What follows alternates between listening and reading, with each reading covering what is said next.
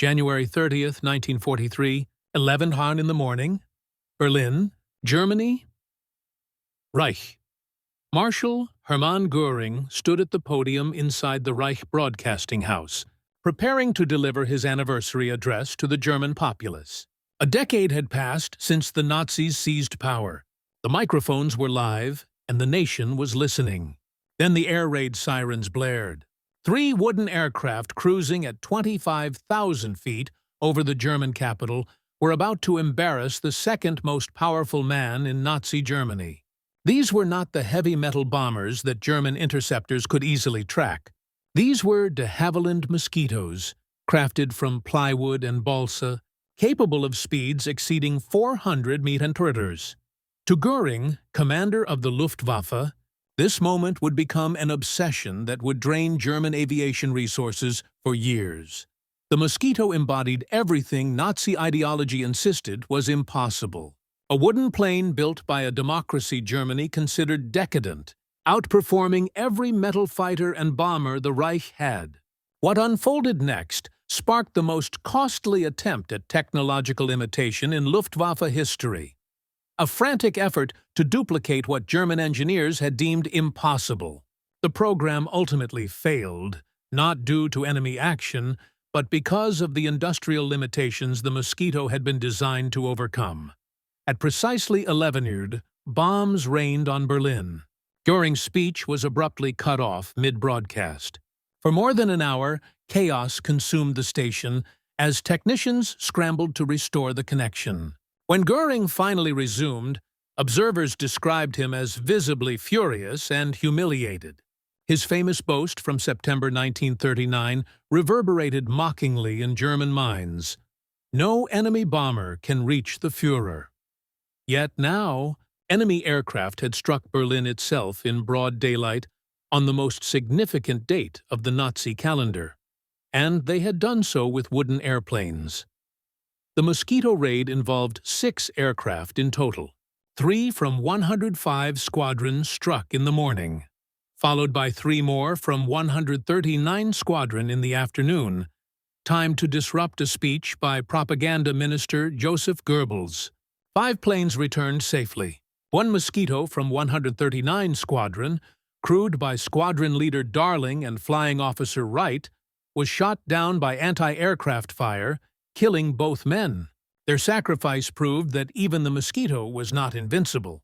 Still, the loss rate was astonishingly low. German fighters had failed to intercept any of the attackers. By January 1943, Mosquitoes had flown over 600 operational sorties against Germany, with losses below 1%, an extraordinary figure compared to the Royal Air Force's conventional bombers, which suffered losses above 5% per mission. The mathematics were devastating to German morale. A wooden aircraft, which Nazi propaganda had derided as a sign of British desperation, was proving nearly untouchable. Geoffrey de Havilland had begun conceptualizing the aircraft in 1938, challenging every principle of contemporary aircraft design. As metal construction dominated global aviation, de Havilland proposed a bomber entirely of wood, unarmed, without armor or self-sealing fuel tanks, relying solely on speed, altitude, and the efficiency of composite wood construction. The British Air Ministry initially dismissed the idea as ludicrous. How could wood compete with metal? How could an unarmed bomber survive? The answer lay in calculations. German engineers would later struggle to replicate de Havilland had already pioneered wooden aircraft. With the DH-88 Comet Racer in 1934, 3 Comets entered the London to Melbourne air race, with one covering 11,000 miles in 71 hours. The Comet used layers of plywood and balsa bonded with adhesive to create a stressed skin monocoque structure, offering metal-like strength at half the weight. De Havilland refined the method with the DH-91 Albatross in 1937, a 22-passenger airliner reaching speeds of 210 mph, faster than contemporary bombers. By September 1939, de Havilland recognized aluminum shortages would constrain wartime aircraft production. Wood presented a solution. Furniture makers, piano builders, and boat craftsmen possessed the skills to construct wooden aircraft efficiently. On March 1, 1940, the Air Ministry issued Specification B.140, ordering 50 bomber reconnaissance variants of the DH-98 with the prototype designated W-450.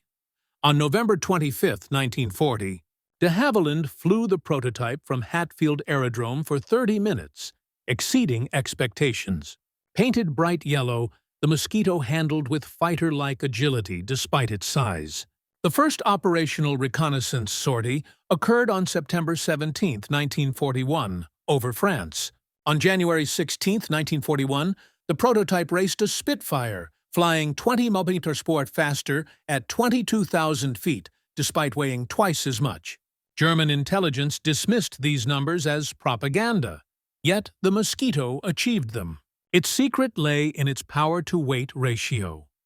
2 Rolls-Royce Merlin engines, each producing over 1,500 horsepower, propelled a lightweight wooden frame of about 14,300 pounds empty, much lighter than a comparable metal bomber. The construction technique was revolutionary. The fuselage consisted of 2 halves, built on massive concrete molds. Workers layered birch plywood, Ecuadorian balsa, and more birch plywood, bonded with Cassin adhesive. Once cured, the halves joined along the center line. Wings used a similar sandwich structure. Douglas fir and spruce spars formed the backbone, English ash for ribs and tension strips, and birch plywood and balsa for skins, with walnut reinforcing key bulkheads. Entire wings were constructed in a single piece, requiring no rivets or fasteners. This construction technique offered advantages German engineers would later fail to appreciate. Wood provided excellent damage resistance. Bullets passed through wood without shattering the structure, unlike aluminum, which cracked and peeled. Wood did not produce radar returns as efficiently as metal, making the Mosquito harder to detect.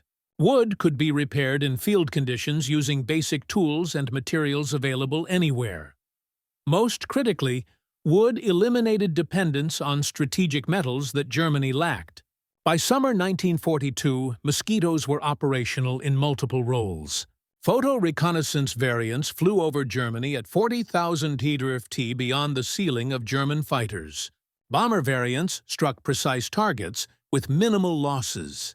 Fighter bomber variants armed with 4 20mm cannons and 4 .303 caliber machine guns proved devastatingly effective against German shipping and ground targets. Night fighter variants equipped with airborne intercept radar downed German bombers over England. The versatility shocked German intelligence analysts. A single basic airframe fulfilled roles that required entirely different aircraft designs in the Luftwaffe. The Mosquito could carry a 4,000 lb bomb load farther than most dedicated bombers. It could fight as a pure fighter despite carrying bombs. It could conduct reconnaissance missions lasting 8 hours. It could launch rockets against armored vehicles. Distinct variants entered service during the war. Production scaled rapidly. De Havilland's factory at Hatfield built the prototypes. Then production dispersed to furniture manufacturers across Britain. By 1943, companies that had built dining tables and pianos were assembling complete Mosquito fuselages. The workforce included women, older men beyond military age, and skilled craftsmen who could never have worked with metal aircraft. Nearly 8,000 Mosquitoes were built in Britain, Canada, and Australia by war's end. The operational record built steadily through 1942, Mosquitoes bombed the Gestapo headquarters in Oslo in September, destroying records of resistance members. They struck precision targets across occupied Europe, losing aircraft at rates below 1%. By late 1942, German night fighter crews were reporting something ominous. British aircraft they could not catch were conducting reconnaissance missions across Germany with impunity. Reconnaissance Mosquitoes stripped of all unnecessary equipment and carrying only cameras achieved speeds of 420 mph at altitude. German fighters climbing to intercept found empty sky. The Mosquito pilots could see German fighters launching from bases below and simply accelerated away. By the time German fighters reached operational altitude, the Mosquito was 100 miles distant. For Luftwaffe pilots trained to believe in German technical superiority, the experience produced a dangerous psychological effect. If they could not catch a wooden British bomber. What did that say about German aircraft design? The crisis escalated through early 1943. Mosquitoes began appearing over Berlin regularly, conducting what the British called nuisance raids. Small formations, sometimes just 2 or 3 aircraft, struck at irregular intervals day and night. They disrupted manufacturing, prevented workers from sleeping, forced constant alert status that exhausted defenders.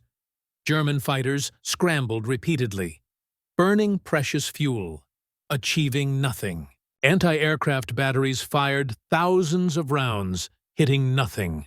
The Mosquito flew too high, too fast, too unpredictably to intercept with 1943 technology. Hermann Göring obsessed over the situation. At conferences with aviation ministry officials, he demanded explanations. How could the British build wooden aircraft superior to German metal designs?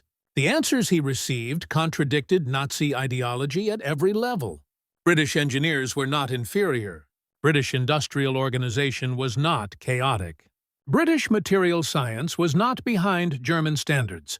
The Mosquito existed because Britain had solved problems Germany had not even recognized. On March 18, 1943, Göring summoned Germany's aviation industry leaders to Carenhall, his vast hunting estate in the Shorefide forest. For 6 hours, he berated them. A stenographer recorded every word, creating a historical document that revealed the depth of German frustration. Göring focused particular fury on the Mosquito's wooden construction. "I go mad when I look at the Mosquitoes," he raged. "I am green and yellow with envy. The Englishman who has more aluminum than we do is building a wooden machine, and with a speed which he now increases again." Professor Willy Mesid sat silently during much of Göring's tirade. His company produced the Bf-109 fighter and the Bf-110 heavy fighter. Both were all metal designs. Neither could catch a Mosquito at altitude. Göring turned to Messerschmitt directly. "You are supposed to be the greatest aircraft designer in Germany," he said with barely disguised sarcasm. "Tell me why you cannot build a wooden aircraft capable of the performance we demanded." Messerschmitt had no good answer. German aviation had committed entirely to metal construction.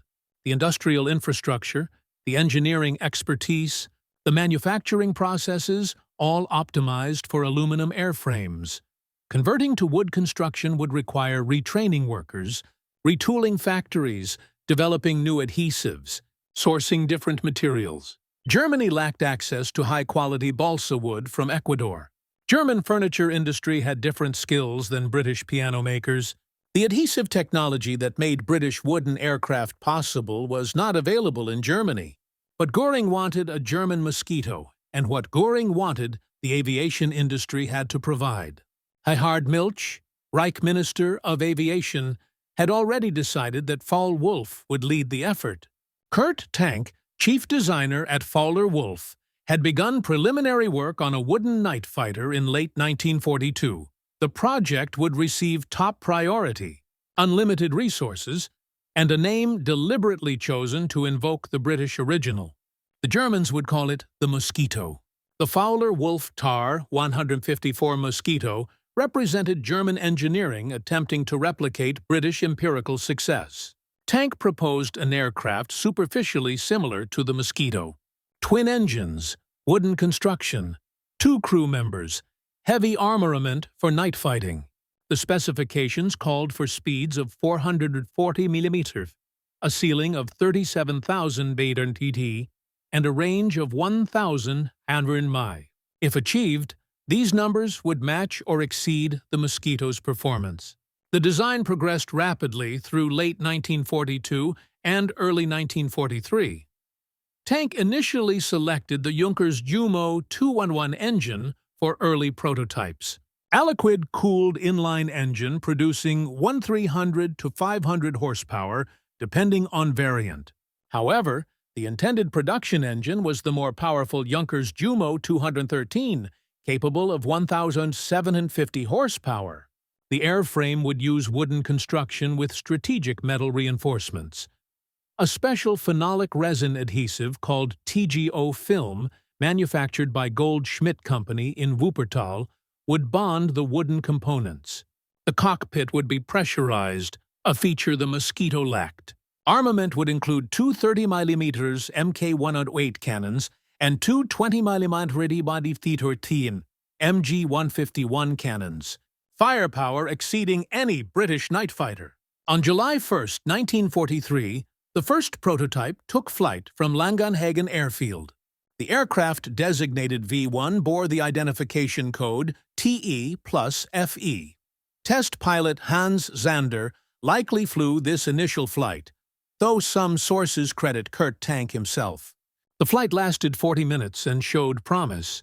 Tank reported excellent handling and impressive speed in subsequent test flights. Follow-on prototypes confirmed the promise.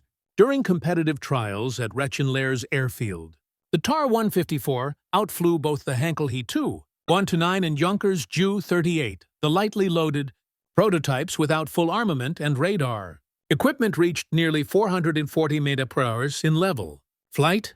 This impressive figure exceeded German night fighter performance, though production aircraft with operational equipment would prove considerably slower. German aviation officials celebrated. Finally, an answer to the British Mosquito. Production plans called for 37 aircraft by May 1944, scaling to 250 per month by November. Factories in Posen prepared for mass production. The Luftwaffe designated units to receive the new night fighter. Everything seemed on track. Then reality intervened. The Jumo 213 engines never arrived in required quantities. Junkers factories struggled with production problems. Engines allocated to the TAR-154 were diverted to other programs. By spring 1944, only a handful of prototypes existed, all fitted with lower-powered Jumo 211 engines that reduced performance below specifications. The airframe itself revealed problems. The wooden wing structure proved heavier than calculated. Additional strengthening was required, adding weight that degraded speed and climb rate. The landing gear designed for the aircraft's original estimated weight proved inadequate for the actual weight and required reinforcement. More ominously, internal politics threatened the program. Ernst Heinkel lobbied relentlessly for his He-213 night fighter. Luftwaffe commanders, particularly the night fighter units, preferred the He-213's superior radar and crew visibility. Hardmilch fought to keep the TAR-154 alive, but opposition grew. Some officials questioned whether Germany needed another night fighter at all.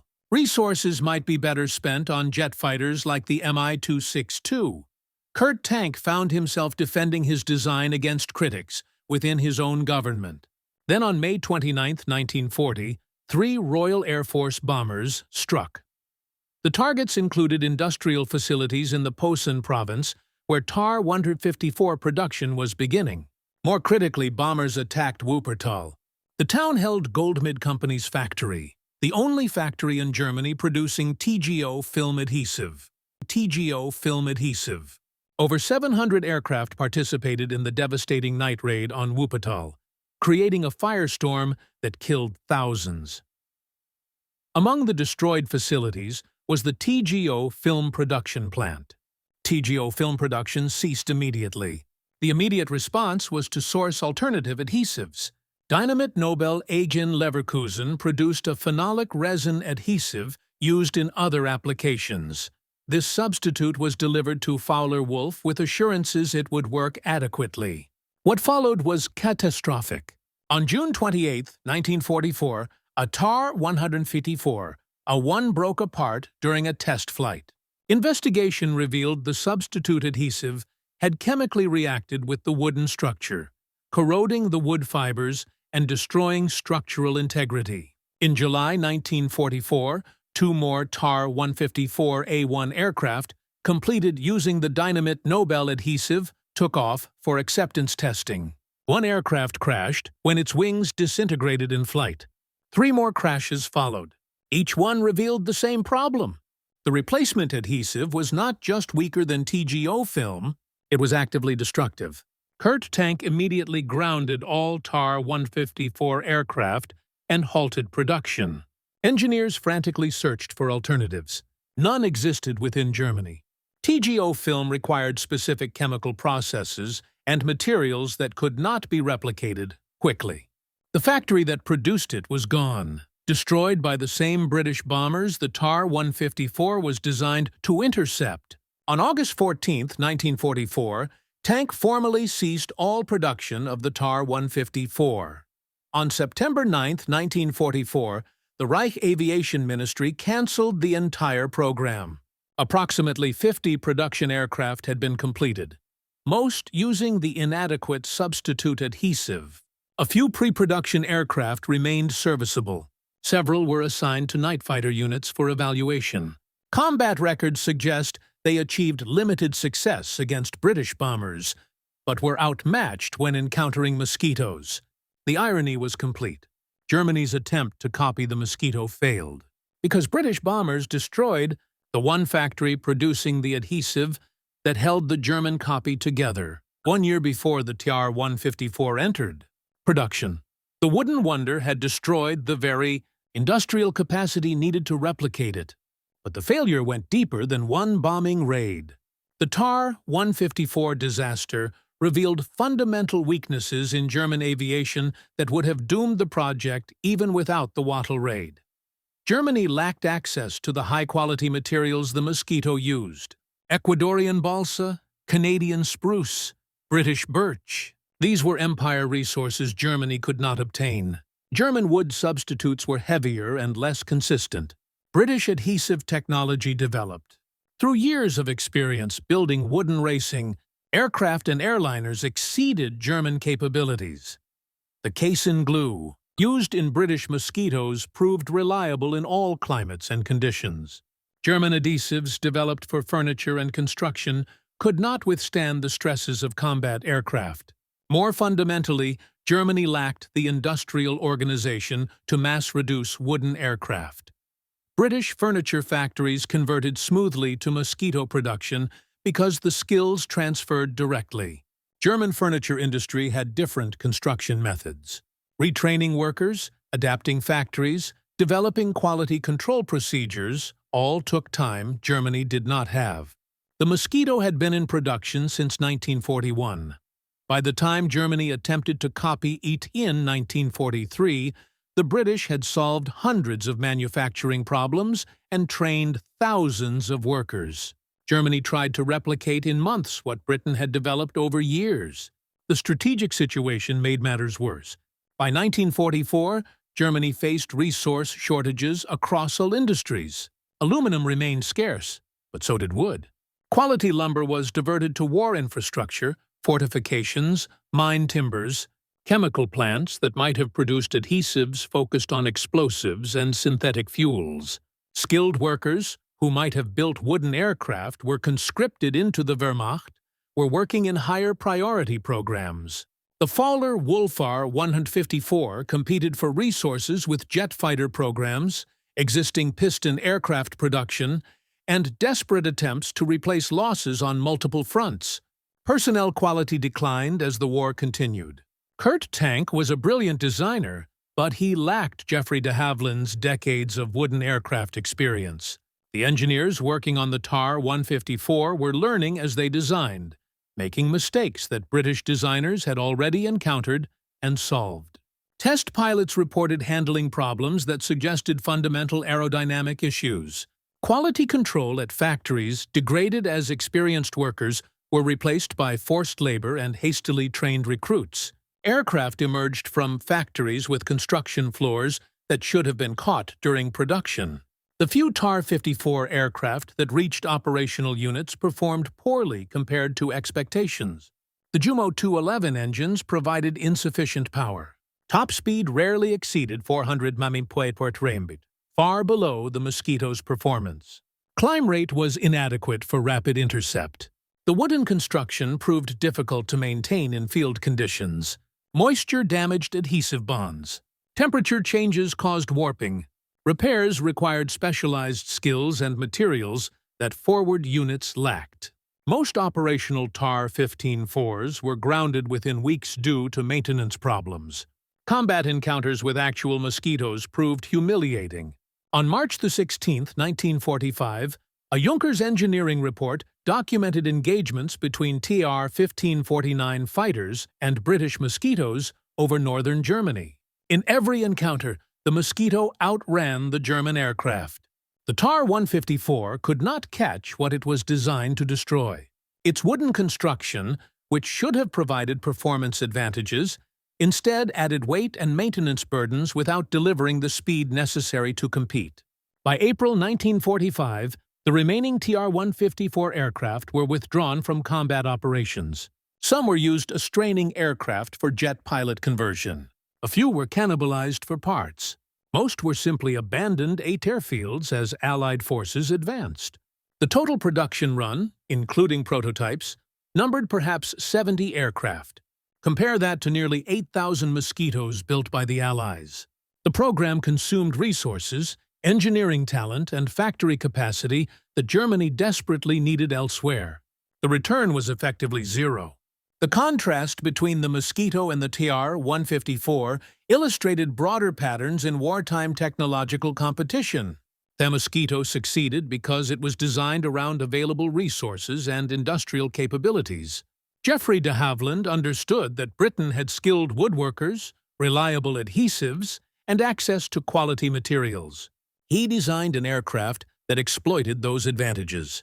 The manufacturing process was distributed across dozens of small facilities, making production resilient to bombing.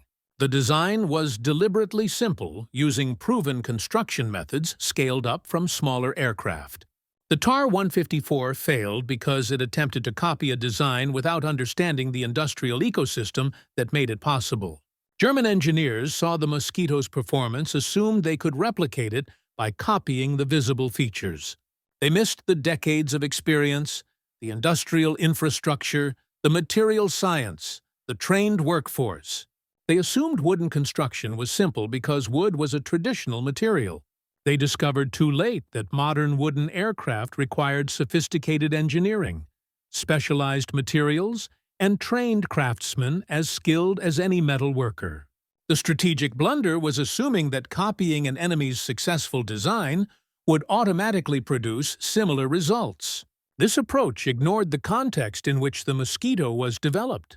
It ignored the British aviation industry's strengths and Germany's weaknesses. Most critically, it diverted resources from areas where German engineering actually held advantages. The Messid Mi-262 jet fighter represented genuinely advanced technology where Germany led the world. Resources spent on the TAR-154 might have produced hundreds more jets.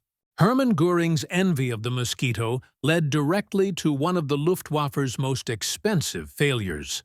His March 1943 tirade at Carenhal revealed not just frustration with British success, but a fundamental misunderstanding of why that success occurred.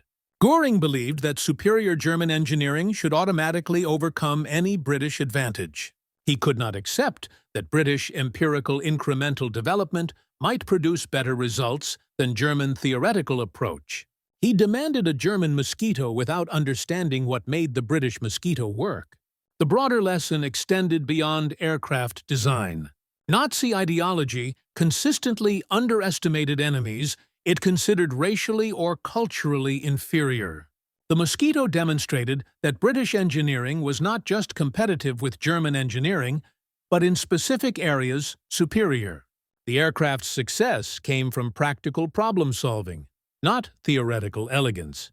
It came from leveraging industrial strengths, not forcing industrial capabilities into ideological patterns.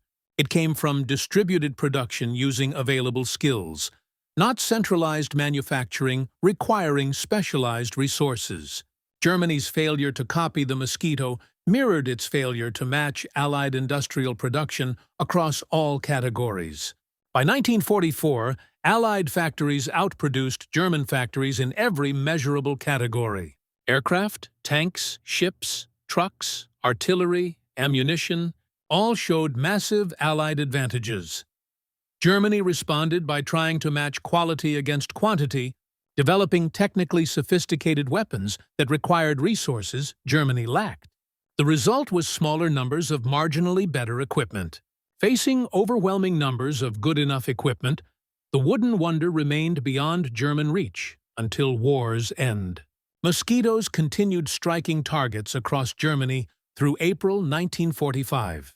They conducted the final Royal Air Force bombing raid of the European War, striking Kiel on May 2, 1945. Throughout the war, mosquito loss rates remained below 2%, the lowest of any Allied bomber type. The aircraft's versatility proved so valuable that production continued after the war ended. The last Mosquito left the factory in November 1950, 5 years after German surrender. Post-war analysis revealed just how thoroughly the Mosquito had dominated its German counterparts. In photo reconnaissance, no German aircraft could match its altitude, speed, or range. In night fighting, Mosquito night fighters achieved more kills against German aircraft than the TR-154 achieved against British aircraft. In precision bombing, Mosquito bomber variants struck more targets with higher accuracy than any comparable German type. In every role where direct comparison was possible, the wooden wonder outperformed metal German designs. The industrial statistics told their own story. Britain produced 7,110 180-100 Sauerbienen mosquitoes during the war. Germany produced approximately 70 T-154 mosquitoes. British mosquito production employed distributed facilities requiring only woodworking skills. German TAR-154 production concentrated in vulnerable factories, requiring specialized adhesives unavailable after May. 1944, British mosquito maintenance required basic tools and commonly available materials. German TAR-54 maintenance required specialized skills and materials, increasingly scarce as the wear continued. The human cost of the Mosquito's success appeared in German casualty statistics. Mosquito bombers disrupted German industrial production, destroying factories, killing workers, forcing population dispersal. Mosquito night fighters destroyed German bombers attacking Britain, saving British civilian lives. Mosquito reconnaissance provided targeting intelligence that made Allied bombing more effective. Every successful Mosquito mission represented German resources destroyed, German casualties inflicted, German plans disrupted. The aircraft's low loss rate meant experienced crews survived to flee hundreds of missions, accumulating expertise that made them increasingly effective. For the crews who flew Mosquitoes, the aircraft became legendary. Pilots praised its handling, its speed, its ability to bring them home despite damage. Navigators valued the heated cockpit, the visibility, the range that allowed deep penetration missions. Ground crews appreciated the simplicity of maintenance, the ease of repair, the reliability that kept aircraft operational. Post-war surveys found Mosquito crews expressed higher satisfaction with their aircraft than any other bomber type. They trusted the wooden wonder with their lives, and it consistently delivered. The legacy extended beyond World War II. The Mosquito influenced post-war aircraft design in multiple ways. Its use of composite construction preaged modern carbon fiber aircraft. Its multi-role versatility established patterns that continue in modern combat aircraft. Its emphasis on speed and altitude over defensive armament influenced jet bomber design. The lessons learned building wooden aircraft transferred to modern composite materials that share many of wood's advantages. The distributed production model demonstrated resilience that modern military planners still study. For Germany, the TAR-154 failure became a case study taught in post-war engineering programs. Students learned how technological ambition without industrial capacity produces failure. They studied the importance of matching designs to available resources. They examined how strategic decisions made in desperation often waste more resources than they save. The TAR-154 appears in military history courses as an example of how copying enemy success without understanding underlying factors guarantees failure. The story of Hermann Göring's envy and Germany's failed attempt to copy the Mosquito illustrates a fundamental truth about wartime innovation. Technology alone does not dictate outcomes. Industrial capacity, access to resources, workforce expertise, and organizational efficiency matter just as much as engineering skill. The Mosquito succeeded not because it was theoretically flawless, but because it could actually be built within Britain's capabilities. The TAR-154 failed, not due to German engineers' incompetence, but because they tried to copy something their industrial system could not sustain. The wooden marvel showed that the most effective solution is often the one that works with available resources, rather than the one that requires what you lack. Geoffrey de Havilland grasped this principle. He designed an aircraft using materials Britain already had, optimized for production Britain could realistically achieve, and tailored for the missions Britain needed. Hermann Göring never understood this. He demanded an aircraft equal to the British performance without considering whether Germany had the industrial framework to support it. The outcome was inevitable. British Mosquitoes completed over 15,000 operational missions. German attempts barely flew. By the end of the war, the Mosquito had become one of history's most successful aircraft designs. 7,781 built, 42 variants developed, serving in the air forces of 17 nations and seeing action on every continent where combat occurred. Its success came from pragmatic engineering, distributed production, and leveraging existing skills, not from theoretical perfection or complex new capabilities. The Wooden Wonder thrived because every aspect of its design, manufacture, and deployment was aligned with reality. The TAR-154, in contrast, remained mostly a collection of prototypes and incomplete airframes. It symbolized wasted resources, missed opportunities, and the consequences of decisions driven by envy rather than rational analysis. Göring saw the Mosquito and turned green with jealousy, pushing Germany to try replicating something it could not produce. Failure was assured the moment he demanded a German Mosquito without first assessing Germany's actual production capabilities. Ultimately, this story is not merely about wood versus metal, or British versus German engineering. It is about understanding your strengths and designing solutions that capitalize on them.